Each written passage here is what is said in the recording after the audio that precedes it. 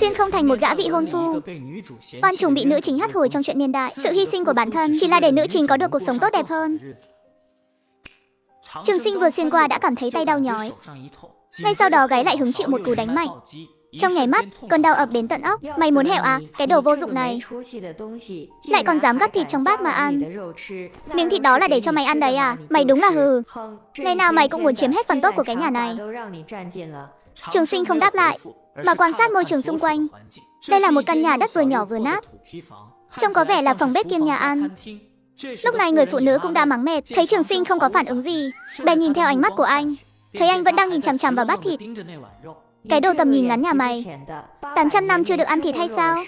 Người phụ nữ vừa nói, vừa ôm khư khư bát thịt vào lòng rồi đi ra ngoài, gọi những người khác vào ăn cơm. Không đúng nha, nhìn tay mình chắc chắn là người làm nụng vất vả. Sao lại đến từ cách ăn thịt cũng không có chứ? Hệ thống, xem cốt truyện trước đã. Nguyên chủ Cố Trường Sinh là người thôn Nam Hóa gốc. Vốn dĩ cuộc sống tuy gian khổ nhưng gia đình cũng coi là hòa thuận. Cho đến khi gia đình người bạn thân của bố gặp tai nạn, ông ấy đã đón con gái của có hôn ước từ bé là Phùng Tiểu Chân về nuôi dưỡng. Sau đó mọi chuyện đều thay đổi. Thời đó nhà nào cũng không dư giả, nuôi nổi gia đình mình đã là tốt lắm rồi. Ai còn dành đi nuôi con nhà người khác. Thế nên hành động này của Cố Đại Sơn ngay lập tức gây chấn động mấy thôn xung quanh. Có người thầm cười nhạo Cố Đại Sơn ngốc, nhưng phần lớn mọi người đều kính trọng phẩm cách của ông ta. Không tiếc lời khen ngợi cách làm của hai vợ chồng. Lúc mới đầu, vợ chồng nhà họ Cố chỉ coi Phùng Tiểu Chân như con cái trong nhà, nhưng khi tiếng khen ngày càng nhiều, địa vị của Phùng Tiểu Chân trong nhà cũng ngày càng cao. Sau đó thậm chí còn đè đầu cưới của con đẻ. Ví dụ như Trường Sinh có thành tích học tập rất tốt. Khi tốt nghiệp tiểu học, vì lên cấp 2 chi phí tăng cao, nhà họ Cố không nuôi nổi hai học sinh cấp 2, không còn cách nào khác để giữ gìn danh tiếng tốt của mình. Vợ chồng nhà họ Cố vậy mà lại bắt con trai ruột bỏ học, rồi nuôi dưỡng Phùng Tiểu Chân đi học. Cách làm này lại nhận được một tràng khen ngợi, khiến hai vợ chồng có chút lâng lâng. Thế nên khi em gái Cố Tiểu Anh tốt nghiệp tiểu học, cũng tương tự phải bỏ học xuống ruộng, kiếm công điểm nuôi người chị không cùng huyết thống này ăn học. Mà hai anh em cả ngày bận rộn trên đồng không ngơi nghỉ, về đến nhà lại chẳng được nếm một chút vàng mỡ nào. Lương thực cả tuần của cả nhà đều phải ăn uống tần tiện. Chỉ có mỗi cuối tuần khi Phùng Tiểu Chân từ trên trấn về, bố mẹ mới dùng lương thực tiết kiệm được để đổi lấy một miếng thịt nhỏ từ nhà có thịt trong thôn, dùng để cải thiện bữa ăn cho Phùng Tiểu Chân. Vừa rồi chính là lúc nguyên chủ đi làm về, thấy thịt trên bàn nên nhất thời không nhịn được, lén ăn một miếng nhỏ nhất. Không ngờ lại bị mẹ Cố đánh cho một trận. Thật là cạ lời mà. Bố vừa đi làm về, nghe thấy bố mẹ nói Trường Sinh ăn vụng thịt, trên mặt cũng lộ ra vài phần không vui. Cái đồ không ra gì, thật là làm xấu mặt gia đình. Trường Sinh vừa định mở miệng nói, ngoài cửa lại có hai cô gái đi vào, chẳng cần thông qua ký ức để nhận diện. Trường Sinh liếc mắt một cái là nhận ra ai với ai. Tiểu Chân à, mau lại đây ngồi đi. Thịt này là thím đặc biệt làm cho cháu đấy. Ở ngoài học hành cả tuần vất vả rồi, phải bồi bổ cho thật tốt. Dứt lời, bố mẹ lại nhìn về phía cửa. Cố Tiểu Anh đứng đó như một khúc gỗ, trong mắt họ lóe lên vài phần ghét bỏ. Đứng ngay ra đó làm gì? Con không mau vào bàn ăn cơm, chẳng lẽ còn đợi tao phải mời mày chắc? Nghe thấy lời mắng nhiếc của mẹ, Cố Tiểu Anh vội vàng đến ngồi trước bàn. Bữa tối của họ là cháo ngũ cốc, nhưng ngửi thấy mùi thịt thoang thoảng trong không khí, Tiểu Anh cũng không nhịn được mà nuốt nước miếng, cúi đầu không dám nhìn về phía bát thịt lấy một cái. Gia đình này diễn kịch lâu rồi, diễn trông cứ như thật vậy. Bố tôi năm đó để lại một khoản tiền bồi thường lớn như vậy, đừng nói là nuôi một mình tôi, cả nhà này ăn ngon mặc đẹp cũng dư sức. Giờ đây vì một miếng thịt nhỏ xíu này mà cả nhà còn diễn kịch trước mặt tôi, thật là buồn nôn hết sức.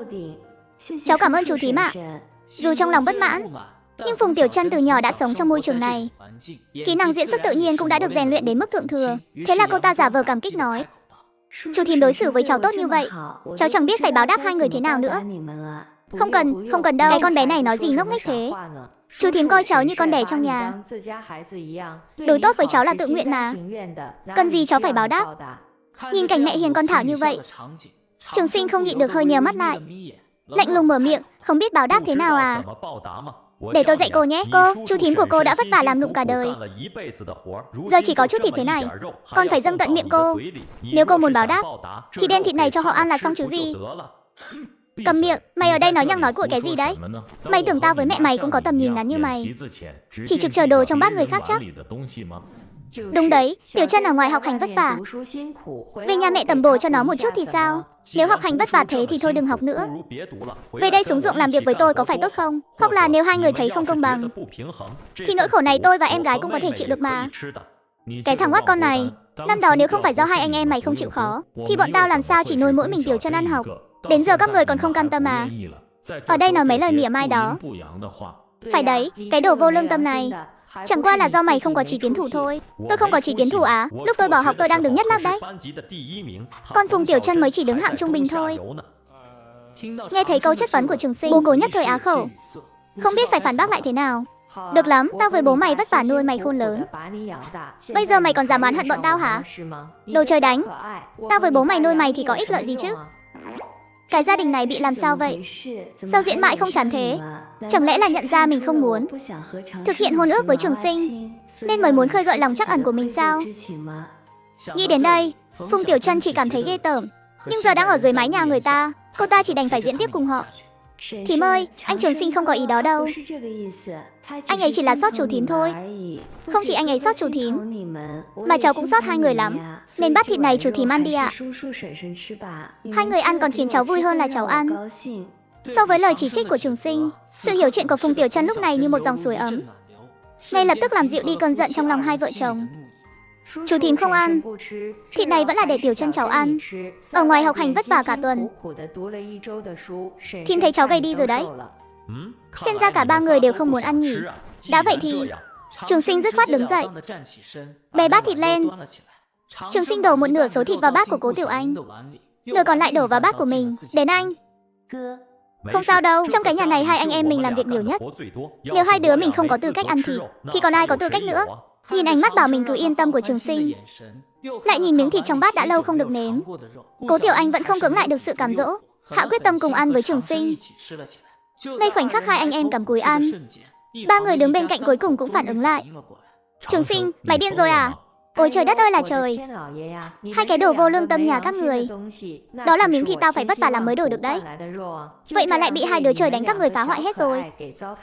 Trường Sinh không thèm để tâm đến tiếng mắng chửi của hai người. Ăn xong phần cháo loãng của mình, lại cầm luôn cả bát của bố Cố và mẹ Cố qua. Cái thằng oắt con này, trong nhà tổng cộng chỉ có bấy nhiêu đồ ăn. Mày ăn hết sạch định bỏ đói chết bọn tao đấy à?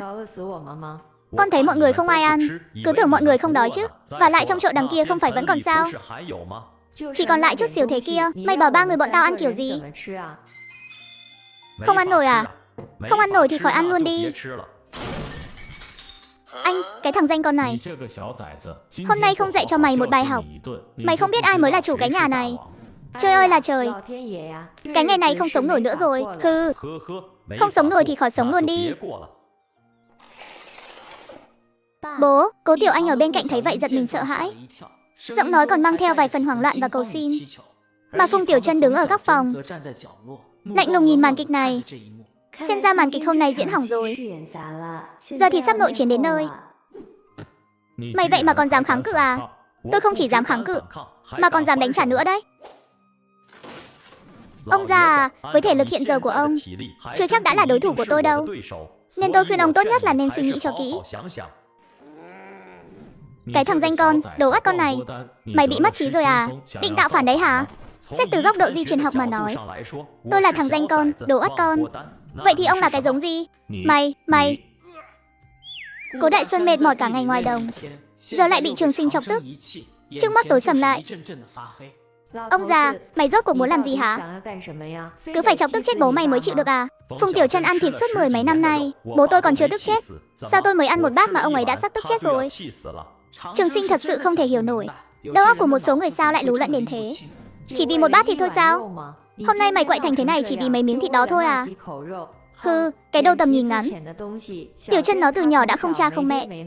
Tao với bố mày chăm sóc nó nhiều hơn một chút thì đã làm sao? Có đáng để mày vì hai miếng ăn mà làm loạn lên thành thế này không? Ai bảo cô ta không cha không mẹ chứ?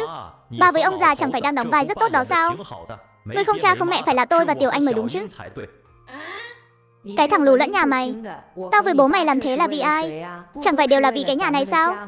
Đối tốt với Tiểu Chân một chút thì có làm sao? Tiểu Chân đâu phải người ngoài. Bây giờ nó là em gái mày, sau này nó sẽ là vợ mày. Tao với bố mày thương nó chẳng phải cũng là thương mày sao? Vụ vợ con này là ai công nhận thế? Phùng Tiểu Chân, chuyện này cô có công nhận không? Theo câu hỏi của Trường Sinh, vợ chồng Cố Đại Sơn cũng nhìn về phía Phùng Tiểu Chân. Ngay lập tức thấy được vẻ mặt khó coi của cô ta, nhất thời cũng có chút ngẩn người. Đứa nhỏ này không đồng ý sao? Vậy sao nó không nói sớm? Cũng đúng, Tiểu Chân dù sao cũng là học sinh cấp 3, lại xinh đẹp, gả cho Trường Sinh đúng là hơi uổng phí. Nghĩ đến đây, Triệu Chiêu Đệ và Cố Đại Sơn nhìn nhau, đều muộn màng nhận thấy sự lo lắng của đối phương. Tiểu Chân, cháu thực sự không muốn gả cho Trường Sinh sao? Phùng Tiểu Chân không đoán được rốt cuộc Triệu Chiêu Đệ đang nghĩ gì, nhất thời mí môi không dám lên tiếng. Nhìn bộ dạng này của Phùng Tiểu Chân, bố mẹ Cố cũng đã hiểu ra. Tiểu Chân à, chuyện này đúng là thím với chú suy nghĩ không chu toàn. Nếu cháu không muốn gả cho Trường Sinh, vậy thì chuyện này cứ thế bỏ qua đi, coi như chưa từng nhắc tới. Lúc mới đưa Phùng Tiểu Chân về nhà, họ đúng là có ý định để Phùng Tiểu Chân gả cho Trường Sinh. Nhưng dần dần, khi tiếng khen của dân làng ngày càng nhiều, hai người cũng từ bỏ ý định này. Cứ thế vô tư nuôi dưỡng Phùng Tiểu Chân, cũng chẳng trông mong cô ta báo đáp gì. Nhưng dân làng đều biết hết rồi, chuyện hôn sự này sao có thể nói hủy là hủy được. Cái đó có gì đâu, cháu cứ yên tâm, chuyện này đã là do chú thím nhầm lẫn, thì chú thím nhất định sẽ cho cháu một lời giải thích. Đến lúc đó, chắc chắn sẽ không để danh tiếng của cháu bị vấy bẩn, nghe. Thấy lời của bố mẹ, Phùng Tiểu Chân hài lòng gật đầu. Còn Trường Sinh thì cười lạnh thành tiếng. Không để danh tiếng của Phùng Tiểu Chân bị vấy bẩn, vậy thì lỗi lầm đều đổ lên đầu tôi hết rồi. Tôi khuyên ba người nên nghĩ cho kỹ. Nếu các người dám ở trong thôn hắt nước bẩn lên người tôi, thì ngày mai tôi dám đến tận trường của Phùng Tiểu Chân mà quậy. Đến lúc đó xem ai làm xấu mặt ai. Chú thím ơi, thằng danh này hôm nay cứ như biến thành người khác ấy. Đánh chửi không có tác dụng rồi, xem ra phải dùng biện pháp mềm mỏng thôi. Trường Sinh à, mày nghe mẹ nói này, trước đây là mẹ với bố mày nhầm lẫn, coi Tiểu Chân là con dâu tương lai, nên mới thương nó như thế. Giờ hai đứa đã không có ý đó, thì cũng đừng để ý đến mấy thứ nhỏ nhặt trước mắt này nữa. Đợi sau này nó gả đi rồi, cái nhà này chẳng phải vẫn là của mày với em gái mày sao?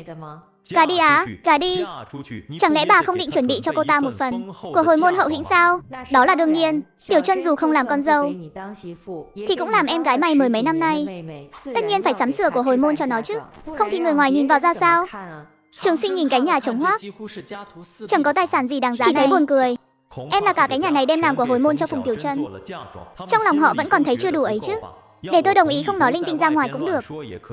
Tôi chỉ có một yêu cầu thôi. Yêu cầu gì? Phân gia, đến phân gia á? Không đời nào, mày dẹp ngay cái ý định đó đi. Đúng đấy Trường Sinh, sao có thể phân gia được chứ? Em không đồng ý. Phùng Tiểu Chân nãy giờ vẫn đứng xem kịch nghe thấy chuyện phân gia, trên mặt cũng lộ ra vài phần lo lắng. Trường phải đóng tiền học phí nữa rồi. Nếu giờ Trường Sinh tách ra, ở riêng, chỉ dựa vào vợ chồng Cố Đại Sơn, chất lượng cuộc sống của mình chắc chắn sẽ không được đảm bảo. Không phân gia à? Đã vậy thì, từ giờ chúng ta cứ sống cho ra trò nhé. Đứng ngay ra đó làm gì, con không mau về phòng ngủ đi. Nghe thấy tiếng gọi của Trường Sinh, Cố Tiểu Anh chỉ do dự một thoáng rồi trước. Vẻ mặt khó coi của vợ chồng Cố Đại Sơn đi theo Trường Sinh ra ngoài. Đến anh. Anh thực sự muốn phân ra sao? Nơi này vốn đã chẳng còn là nhà của chúng ta nữa rồi. Nghe Trường Sinh nói vậy, ánh mắt Cố Tiểu Anh tối sầm lại, sau đó lại sáng lên lần nữa. Tuy rằng sau khi anh đi, trong nhà sẽ chẳng còn ai quan tâm đến cô bé, nhưng anh có thể có được cuộc sống mới của riêng mình. Cô bé cũng thật lòng mừng cho Trường Sinh. Mà Cố Tiểu Anh không biết rằng Trường Sinh đã sớm tính toán kỹ trong lòng về ngôi nhà mới sau này của hai anh em họ. Sau khi hai anh em Trường Sinh rời đi, một lúc lâu sau, vợ chồng Cố Đại Sơn mới tỉnh táo lại sau cú sốc. Nhìn đống hỗn độn dưới đất, hai vợ chồng chỉ cảm thấy lòng ngực đau nhói vì tức giận. Sáng sớm ngày hôm sau, trời vừa tờ mờ sáng, Cố Tiểu Anh đã leo xuống giường, chuẩn bị vào bếp làm bữa sáng cho cả nhà. Kết quả vừa ra khỏi cửa phòng, đã thấy Trường Sinh cũng từ trong gian nhà củi đi ra. Anh, đến đi, hai anh em mình lên núi dạo một vòng. Vâng, nhưng em còn phải nấu cơm. Anh phải đun nước nóng, không lát nữa bố mẹ dậy lại mắng anh đấy. Đây là công việc mỗi sáng của hai anh em. Tiểu Anh dậy nấu bữa sáng cho cả gia đình, còn Trường Sinh thì đun nước nóng cho ba người kia rửa mặt. Trong nhà này đâu chỉ có mình em là người còn sống đâu, em không làm họ cũng chẳng hẹo đói được. Đi thôi. Dù trong lòng Cố Tiểu Anh vẫn sợ vợ chồng Cố Đại Sơn, Nhưng nghĩ đến việc vài ngày nữa anh có thể sẽ rời đi. Thế là cô bé nghiến răng, vẻ mặt kiên định đi theo. Bố nó ơi, Trường Sinh với Tiểu Anh đều biến đâu mất rồi. Cái gì? Trong nhà có mất đồ gì không? Không mất gì cả. Chỉ có cái giỏ trong nhà là không thấy đâu thôi. Thế chắc là hai đứa nó biết lỗi rồi, nên dậy sớm đi hái rau dại về tạ lỗi đấy. Đợi thêm chút nữa chắc là về thôi. Hai cái đồ vô lương tâm đó. Lát nữa nếu chúng nó có về xin lỗi thật. Ông đừng có mà mùi lòng đấy nhé. Lần này phải cho chúng nó một bài học nhớ đời, để sau này không còn quậy phá làm nhà cửa không yên nữa. Không thì mặt mũi hai đứa mình mất sạch. Nghe lời Triệu Chiêu Đệ nói, Cố Đại Sơn không lên tiếng, chỉ lặng lặng gật đầu. Mà lúc này Trường Sinh đang dẫn Tiểu Anh đi quanh quất trong núi. Dọc đường còn tìm được cho cô bé 2 ổ trứng chim. Sau đó lại dùng súng cao su tự chế bắn được một con thỏ. Hai người cùng nhau nhặt củi khô, nướng chín cả thỏ và trứng chim ngay tại chỗ. Hai anh em đánh một bữa no nê xong, mới hái đại vài cây rau dại, bỏ vào giỏ đi về nhà. Trời ơi, hai cái đứa danh con này, sao đến giờ vẫn chưa thấy về nhỉ? Chắc chắn là đang trốn đi lười biếng ở đâu rồi. Bà cứ đi nấu cơm trước đi, sáng nay không cho bọn nó ăn cơm nữa. Phải bỏ đói bọn nó một trận cho ra trò, để chúng nó biết thế nào là lễ độ. Được, tôi đi ngay đây. Lúc hai anh em Trường Sinh về đến nhà, Triệu Chiêu Đệ đã nấu xong cháo loãng. Muốn hẹo à, trốn việc cả buổi sáng, giờ lại còn định vác mặt về ăn cơm. Tao nói cho chúng mày biết, trong nhà này ai không làm thì đừng hòng có ăn. Bọn mày muốn ăn bữa sáng á? Mơ đi. Phùng Tiểu Chân nghe thấy chưa? Bà già đang nói cô kìa. Nhà họ Cố không nuôi kẻ ăn bám đâu. Sao cô chẳng biết ý gì thế nhỉ? Cứ phải để người ta đuổi mới chịu đi à? Mày rảnh hơi lôi Tiểu Chân vào làm gì? Tao đang nói hai anh em mày đấy. Hôm nay hai đứa mày không có bữa sáng đâu. Giờ thì cút ra ngoài cho tao. Nghe Triệu Chiêu Đệ nói xong, Trường Sinh không hề quậy phá cũng chẳng phản bác, mà trực tiếp dắt Cố Tiểu Anh đi ra ngoài. Sau bữa sáng, Triệu Chiêu Đệ lại đứng ở giữa sân gọi Cố Tiểu Anh ra dọn dẹp. Nhưng Cố Tiểu Anh vừa mới nghe lời dặn của Trường Sinh nên cứ ngồi lì trong phòng không nhúc nhích. Cố Tiểu Anh, mày ngứa ra rồi phải không? Mau cút ra đây dọn dẹp ngay. Hét cái gì mà hét, sáng sớm ra đã hét hò cái gì ở đây? Còn chẳng phải do con Tiểu Anh dám lười biếng đến tận giờ này, đến bát đũa cũng không biết đường mà dọn. Tiểu Anh có được ăn cơm đâu mà phải dọn bát đũa. Ai ăn người nấy dọn. Và lại hôm nay tôi không ăn sáng, trong người không có sức, việc ngoài đồng tôi sẽ không đi. Đâu, hai ông bà già tự đi mà làm. Nếu thấy thiếu công điểm thì gọi cả Phùng Tiểu Chân qua mà giúp một tay. Cố Trường Sinh, mày định quậy đến bao giờ hả? Mày không muốn sống yên ổn nữa rồi à? Cái nhà này mày cũng không cần nữa đúng không? Phải đấy, nếu bà thấy trướng mắt thì phân ra đi. Tao nói cho mày biết, mày dẹp ngay cái ý định đó đi. Chuyện phân ra đừng có mà mơ tưởng. Không phân thì cứ tiếp tục dây dưa thế này thôi. Chị cả nhà họ Cố, có chuyện gì vậy? Mới sáng ra đã giận dữ thế này rồi. Không có chuyện gì đâu ạ, chỉ là đang tán chuyện mà không để ý, giọng hơi to chút thôi. Bố mẹ ở trong thôn vốn là những người hiền lành đức độ được mọi người khen ngợi, tự nhiên không thể để người ngoài làm hỏng hình tượng của mình được. Vâng, không có chuyện gì đâu ạ, chẳng qua là cháu làm mẹ cháu giận nên bị bà ấy mắng vài câu thôi. Không phải chứ, cái người vừa nãy còn vênh vào hống hách đâu rồi? Trường Sinh à, không phải thím nói cháu đâu, mẹ cháu là một người đại thiện nhân đấy. Nuôi ba đứa chúng mày khôn lớn vất vả biết bao nhiêu. Cháu phải biết hiếu thảo với mẹ cháu cho tốt vào. Đúng đấy, khắp 10 dặm 8 thôn này chẳng tìm đâu ra được người tốt như bố mẹ cháu đâu. Cháu phải biết hưởng phúc đi. Tôi biết rồi, tôi biết mình sai rồi. Tối qua, con không nên ăn vụng miếng thịt mà mẹ đặc biệt chuẩn bị cho Tiểu Chân. Phải nói là 10 mấy năm rồi con chưa được ăn thịt, nhưng con cũng không nên ăn vụng. Triệu Chiêu Đệ nghe vậy thì nhận ra có gì đó không ổn. Vừa định ngăn lại thì Trường Sinh đã tung thêm một tin sốc. Sáng nay, con định lên núi hái ít rau dại để về tạ lỗi với bố mẹ. Kết quả vì về muộn, không kịp đun nước nóng cho Phùng Tiểu Chân rửa mặt, nên bố mẹ không cho con ăn sáng. Hơn nữa hôm nay người con không khỏe, không thể xuống ruộng kiếm công điểm để đổi tiền cho Phùng Tiểu Chân lên trấn tiêu xài, nên mẹ mắng con cũng là lẽ đương nhiên mà. Trường Sinh, mày đang nói bậy bạ gì đó? Ha ha, trẻ con không hiểu chuyện nói lung tung thôi.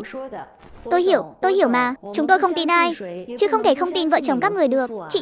Chị Trương cũng liên tục gật đầu, lại khen ngợi thêm một hồi. Lúc này Triệu Chiêu Đệ mới vội vàng rời đi. Mụ đàn bà đê tiện đi rồi, Trường Sinh cũng trở lại bình thường, quay người đi về phía gian nhà của nơi mình ở. Còn Triệu Chiêu Đệ tuy hận đến nghiến răng nghiến lợi, nhưng lại sợ Trường Sinh phát điên, chỉ có thể hậm hực dậm chân trở về phòng tìm Cố Đại Sơn bàn bạc. Bà nói xem, nhà Cố Đại Sơn và Triệu Chiêu Đệ này có phải bị bệnh rồi không? Dù sao cũng không bình thường, nhận một đứa con riêng về nuôi để làm con dâu. Chuyện này chúng ta cũng có thể hiểu được, Nhưng đối xử với con nuôi còn tốt hơn cả con đẻ. Chẳng lẽ đầu óc không có vấn đề sao? Đúng vậy, các bà xem Trường Sinh và Tiểu Anh kìa. Rõ ràng là con ruột của mình, mà sống cứ như kẻ hầu người hạ cho Phùng Tiểu Chân vậy. Không biết họ nghĩ cái gì nữa. Chẳng lẽ người ta nói họ là người lương thiện sao? Cách làm này chúng ta không hiểu nổi đâu. Ha ha ha, lúc đầu nhà họ Cố đưa Phùng Tiểu Chân về. Dân làng của thật thấy đôi vợ chồng này nhân phẩm tốt. Nhưng dần dần mọi người cũng nhận ra điều bất thường. Bên ngoài tùy vẫn khen ngợi họ, nhưng sau lưng đã sớm bàn tán khác rồi. Phía bên kia, Triệu Triều Đệ và Cố Đại Sơn bàn bạc nửa ngày, vẫn không nghĩ ra được cách nào hay. Cuối cùng thấy đã đến giờ làm việc, chỉ đành bất lực để Trường Sinh nghỉ ngơi một ngày. Tuy nhiên, khi hai người đến chỗ làm, lại thấy không ít dân làng đang vây quanh chị Trương, líu lo không ngừng. Hơn nữa vừa thấy họ thì liền ngượng ngùng tản ra.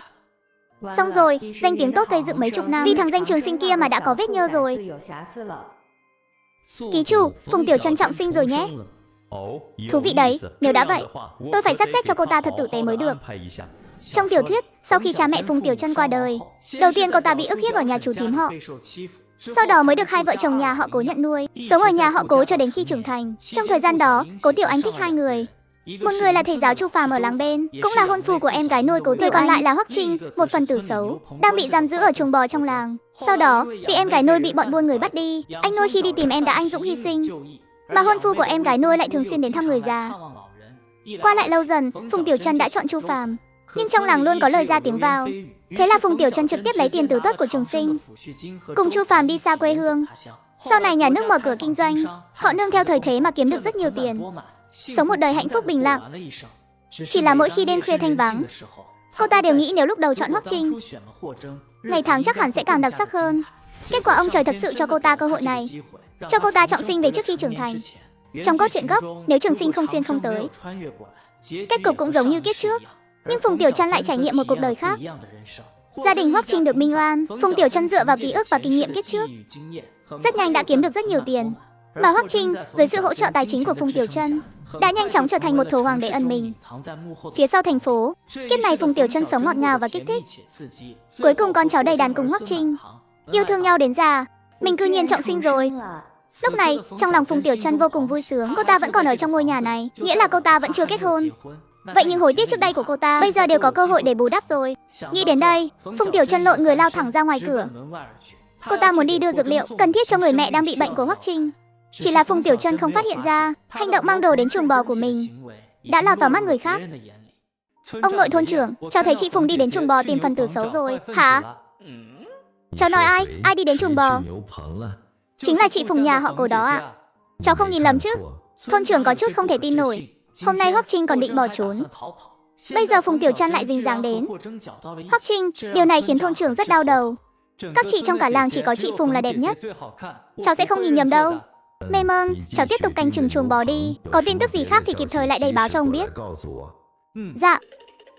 Nghĩ đến lời đứa nhỏ vừa nói, trong lòng thôn trưởng dâng lên một dự cảm không lành. Quả nhiên sáng ngày hôm sau, đứa nhỏ lại hăng hái chạy tới, báo cho thôn trưởng biết Phùng Tiểu Chân lại mang đồ đến chuồng bò. Cháu nhìn kỹ chưa? Mang theo cái gì? Trông giống như sách. Từng quyển sách rất dày. Thôn trưởng nghe vậy thì lòng chịu nặng. Đưa sách cho phần tử xấu, đây là một chuyện rất nghiêm trọng. Cô mang mấy quyển sách này tới làm gì? Giọng nói của Hoắc Trinh lạnh như băng, ánh mắt cũng đầy vẻ dò xét và nghi ngờ. Sở dĩ gia đình anh ta phải xuất hiện ở đây chính là vì anh ta đã từng đăng một bài báo. Tôi sợ mọi người ở đây buồn chán, nên mang tới cho mọi người giải khuây. Không cần đâu, chúng tôi không cần những thứ này. Cô mang về đi. Thấy Hoắc Trinh nói vậy, Phùng Tiểu Chân có chút ngẩn người, nhưng cô ta nhanh chóng phản ứng lại. Họ tuy là người có học, bắt hiện tại cơm còn không đủ ăn, làm gì còn tâm trí đâu mà đọc sách chứ. Là tôi suy nghĩ không chu đáo. Anh đợi tôi một lát, tôi về lấy ít thứ mà mọi người có thể dùng được. Sau khi về đến nhà họ Cố, Phùng Tiểu Chân bắt đầu lục lọi mọi ngóc ngách. Cô ta tìm thấy một ít kẹo, còn có mấy quả trứng gà, gói tất cả lại, mang đi bồi bổ cơ thể cho gia đình Hoắc Trinh. Nhìn bóng lưng Phùng Tiểu Chân rời đi, Trường Sinh đứng đợi ở trong sân, đợi vị khách sắp sửa ghé thăm. Quả nhiên không lâu sau, Phùng Tiểu Chân đã bị thôn trưởng dẫn người đưa về. Tiểu Anh, em ra đồng gọi bố mẹ về đây, bảo là anh có chuyện cần tìm họ. Vâng, được ạ. Một lúc sau, vợ chồng Cố Đại Sơn vội vàng từ ngoài đồng chạy về. Vừa về đến nhà đã thấy Phùng Tiểu Chân có chút nhếch nhác. Tiểu Trân, con làm sao vậy? Có phải Trường Sinh bắt nạt con không? Cố Đại Sơn hỏi xong, Triệu Chiêu Đệ liền phóng ánh mắt nghi ngờ về phía hai anh em. Đừng có hỏi nữa. Phùng Tiểu Trân thành ra thế này là do cô ta tự ngã trong lúc giãy giụa đấy. Ồ, tự ngã à? Sao lại tự ngã thành ra thế này? Tiểu Trân, con ngã ở đâu vậy? Có đau không? Đúng rồi. Nói cho chú thím biết con ngã ở đâu. Hừ, tôi ngã ở cửa nhà họ Hoắc đấy, thì sao nào? Hên, nhà họ Hoắc, vợ chồng Cố Đại Sơn ngẫm nghĩ hồi lâu, cũng không nhớ ra trong làng này có ai họ Hoắc. Cho đến khi con trai thôn trưởng bên cạnh nhắc nhở, lúc này mới biết hóa ra là phần tử xấu trong làng. Sao con lại chạy đến chỗ đó chứ? Cô ta không chỉ đến đó đâu, mà còn ngày ngày mang đồ đến cho phần tử xấu đấy. Cái gì? Tiểu Trân, chuyện này rốt cuộc là thế nào? Tôi và Hoắc Trinh là bạn, tặng ít đồ cho anh ấy thì đã sao? Hơn nữa người nhà họ Hoắc bị oan, sớm muộn gì họ cũng sẽ được minh oan thôi. Hơn nữa cho dù người nhà họ Hoắc có tội, thì Hoắc Trinh cũng vô tội mà. Tôi tặng ít đồ cho anh ấy thì có làm sao? Mày im miệng cho tao. Sao mày dám nói ra những lời như vậy? Ở thời đại này, chỉ cần dính dáng đến phần tử xấu thì danh tiếng của cả gia đình coi như tiêu tùng. Chú Cố này, chuyện hôm nay không phải chuyện nhỏ đâu. Lần này là tôi đưa con trai mình đi ngăn chặn. Dân làng còn chưa biết phải xử lý thế nào đâu. Chú phải cho một lời giải thích đi. Nghe thôn trưởng đòi lời giải thích, Cố Đại Sơn đau đầu không thôi. Với thái độ hiện tại của Phùng Tiểu Trân, nếu không trừng phạt cô ta, sớm muộn gì sau này cũng gây ra họa lớn. Nhưng nếu trừng phạt cô ta, thì người trong làng chắc chắn sẽ thấy họ độc ác. Bác thôn trưởng, nếu bố cháu đã do dự không quyết như vậy, thì cháu có một đề nghị đấy ạ. Cháu có ý kiến gì? Nói ta nghe xem. Phùng Tiểu Trân, vốn dĩ cô ta không phải người thôn Nam Hòa chúng ta. Cha mẹ, tông tộc của cô ta đều ở làng bên cạnh. Giờ cũng đã đến lúc để cô ta nhận tổ quy tông rồi. Nghe lời Trường Sinh nói, mắt thôn trưởng sáng lên. Chỉ cần đưa Phùng Tiểu Trân này về, thì sau này dù có gây ra rắc rối lớn đến đâu, cũng không thể đổ lên đầu thôn Nam Hòa chúng ta được. Cách này hay đấy. Không được. Chú, thím, cháu không muốn đi. Cháu không nỡ rời xa hai người. Tiểu Trân, con yên tâm, chú thím sẽ không để con đi đâu. Cố Trường Sinh, mày nói nhăng nói cuội gì ở đây vậy? Tao nói cho mày biết, cái nhà này chưa đến lượt mày làm chủ đâu. Chỉ cần tao còn sống ngày nào, Tiểu Trân vẫn là người nhà họ Cố. Hừ, tuy ông là chủ gia đình, nhưng đây không đơn thuần là việc riêng của nhà mình, mà là việc của cả thôn Nam Hóa này. Ông có làm chủ được không? Thật ra cháu cũng không nhất thiết phải đuổi Phùng Tiểu Trân đi. Chỉ cần Phùng Tiểu Trân thề rằng sau này không tiếp xúc với Hoắc Trinh nữa, thì cháu sẵn lòng để cô ta ở lại. Hừ, dựa vào cái gì chứ? Hoắc Trinh vốn dĩ vô tội, dựa vào cái gì mà anh ngăn cản tôi qua lại với anh ấy? Bác thôn trưởng, xem ra Phùng Tiểu Trân và phần tử xấu kia không dứt ra được rồi. Đây là việc của thôn, cứ mời thôn trưởng quyết định đi ạ. Ai cha chú Cố này, không phải tôi không nể tình, mà thực sự vấn đề của Phùng Tiểu Trân quá lớn, tương lai có thể làm liên lụy đến danh tiếng của cả thôn, nên thôn Nam Hòa chúng ta không thể giữ cô ta lại được nữa. Thôn trưởng, Tiểu Trân, nó từ nhỏ đã lớn lên ở nhà họ Cố, giờ đuổi nó đi thì bác bảo nó biết đi đâu? Tôi nhớ nó vẫn còn chú thím họ, sống ở làng bên cạnh mà phải không? Cứ đưa nó sang đó là được. Mê mâng, nghe thôn trưởng nói vậy, tuy trong lòng Phùng Tiểu Trân vẫn không muốn, nhưng sự phản kháng đã giảm đi đôi chút. Vì kiếp trước sau khi cô ta và Chu Phàm phất lên, chú thím họ đã tìm đến tận cửa, bày tỏ sự hối lỗi về việc đã đánh cô ta lúc nhỏ. Sau đó gia đình chung sống rất hòa thuận, cho cô ta rất nhiều hơi ấm gia đình. Đến chỗ chú thím họ cũng có thể coi là rời khỏi vũng bùn nhà họ Cố này. Chỉ là hơi xa Hoắc Trinh một chút. Được, tôi đồng ý rời khỏi đây để đến nhà chú thím họ. Tiểu Trân, con nói lời dỗi hơn gì vậy? Con đi rồi thì con để người ta nhìn chúng ta thế nào đây? Đúng vậy, con quên lúc nhỏ chú thím họ đã ngược đãi con thế nào rồi sao? Họ không phải là người dễ chung sống đâu. Con đừng có làm việc theo cảm tính. Hừ, việc của tôi tự quyết định được. Đã là người ta muốn đi thì hai người cũng đừng còn níu kéo nữa. Bây giờ dọn dẹp đồ đạc rồi đưa cô ta đi luôn đi. Vợ chồng Cố Đại Sơn nghe vậy cuống cuồng như kiến bò trên chảo nóng, nhưng cũng không có ai giúp họ khuyên nhủ Phùng Tiểu Trân. Không còn cách nào khác, Triệu Chiêu Đệ chỉ đành gạt nước mắt đi thu dọn hành lý cho Phùng Tiểu Trân. Vì sợ người ta lời ra tiếng vào, bà ta hận không thể đem hết đồ đạc trong nhà đưa cho Phùng Tiểu Trân. Mang đi. Mẹ, thế này không hợp lý lắm đâu. Có gì mà không hợp lý chứ? Thím, không cần phiền phức vậy đâu. Những thứ này thím cứ giữ lại đi. Cháu sẽ không mang theo thứ gì cả. Phùng Tiểu Trân thấy trong túi không có tiền và phiếu.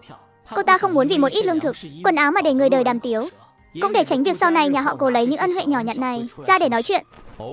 Trước đây là tôi nhìn nhầm cô rồi. Không ngờ cô lại có cốt khí như vậy đấy. Con đứng ngây ra đó làm gì? Chẳng lẽ không mau nhận lấy đồ từ tay mẹ sao? Đừng để những vật tục tiễu này làm vấy bẩn cốt khí của người ta. Thời gian cũng không còn sớm nữa. Đã muốn đi, thì đi ngay bây giờ đi.